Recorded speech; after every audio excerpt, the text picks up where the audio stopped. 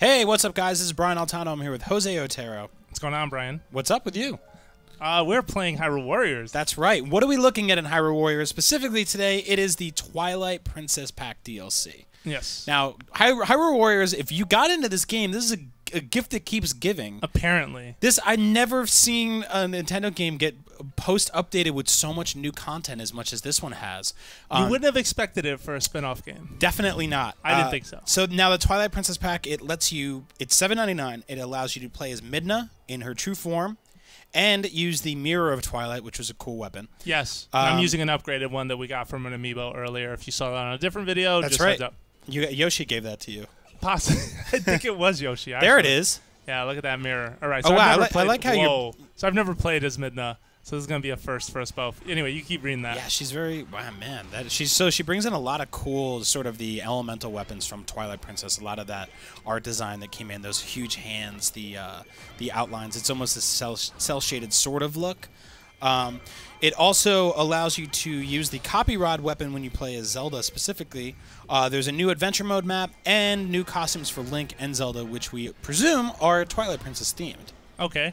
All right. Yeah, and Link's outfit is super strange. Ooh, hang on. I got to get away from him. Let's see what her attack is with this guy. Oh, nothing. He just gets to die. Wow. No, yeah, it's weird because I have never used her before. I don't remember a lot of Twilight Princess. That game's kind of escaped me over time. Interesting. Or I only have a bad habit of remembering the boring parts. When that game, in fact, had a lot more going on, I would be willing to say, like, I don't know if I've admitted that before, but I'm saying it now. Yeah. I actually always thought that I wish there was a version of Twilight Princess I could play that would just let me skip the first 3 or 4 hours, or maybe just a version that would let me play a bunch of the dungeons over again. Because I know a huge amount of the temples in that game were brilliant. The one where you're using dual hook shots, for example, is incredible. Yeah, that one was super cool. There's basically no floor for the entire stage, and my palms were sweaty playing it. And Midna was one of the cooler characters in the game, and I do like a lot of this. Dude, there's a cannon that came out of the ground. Yeah, it's really cool, and her whole attack style is very interesting. It's got a lot of like moxie. Yeah, it's got a lot of moxie. She's not as aggressively. I was gonna say she's hands off, but she's literally only giant hands.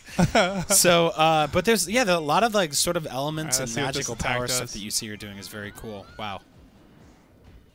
Damn. Nice. I'm feeling it. This is pretty cool. Yeah. So very powerful character. Definitely, if you've been playing Hyrule Warriors, and this is another reason to keep playing. We mentioned in another video that this might be the hardest Nintendo game ever made to 100%.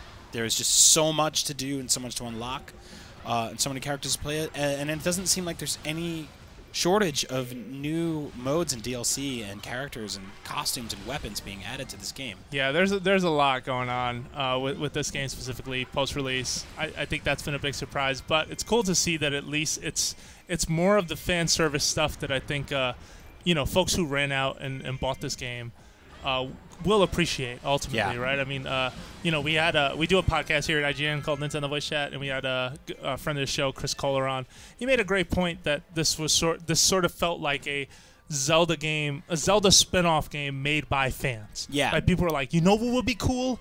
Twilight Midna pulling a sack out of a treasure chest, and you getting a weapon for it. And ultimately, it's cool to see that. I'm gonna back out so we can show off one more costume. Sure. And then we're gonna call it there. So who would you rather see? Zelda let's take Link? a look at Link. Okay. Let's see what he's got. You mentioned his costume's strange. His costume is very. So you got my interest peaked. I piqued your interest with that. Okay, cool. So let's go back to free mode. Go to Death Mountain. There he is. Press X to change costumes. So he's wearing the postman uniform. What? Are you kidding me? I'm not kidding you at all. Okay, this was totally worth it. I love even the little rabbit in the top of his. All right, before I move on, let me just show you Zelda's outfit. Oh no, she has Ilya's clothes. Which, okay, there they go. Which is a lot more. She's cosplaying right now. It's a lot more grounded. Link's costume is just ridiculous. I wouldn't even want mail from this guy.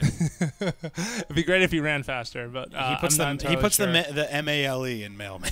Yes. All right. What do you want?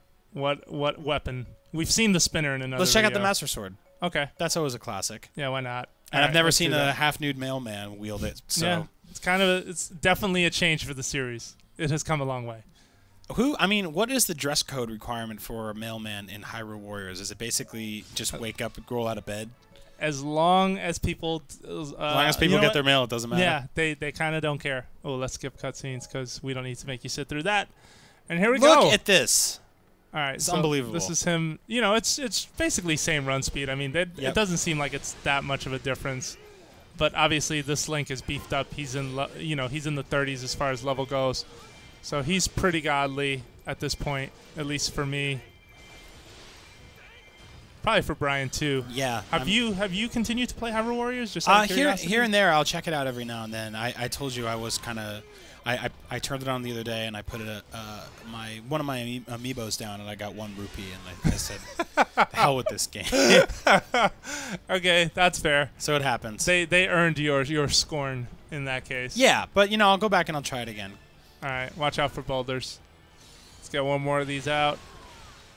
It's weird. I'm not even phased at how ridiculous all of this is. I think that's kind of what this game really excelled at. It's this giant mixtape of Zelda ideas and everything we've seen in the franchise. So even this is just sort of like, yeah, why not?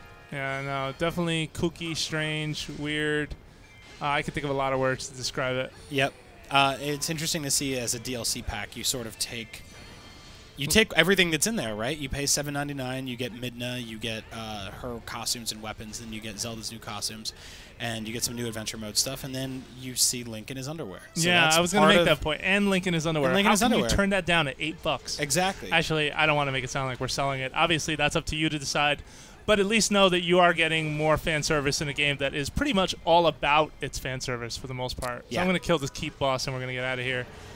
But... oh, well, I picked a bad time for that because everyone's dead, but let's kill that anyway. Well, there you have it, folks. What's it called again? The Twilight Princess Pack? That's right. All right. This is available for Hyrule Warriors. It is on the eShop. It is something that, if you are a fan of this game, you will find some interesting stuff. And for more Hyrule Warriors and Nintendo coverage, Brian, where can they keep it? Link, put some clothes on. Keep it locked right here at IGN.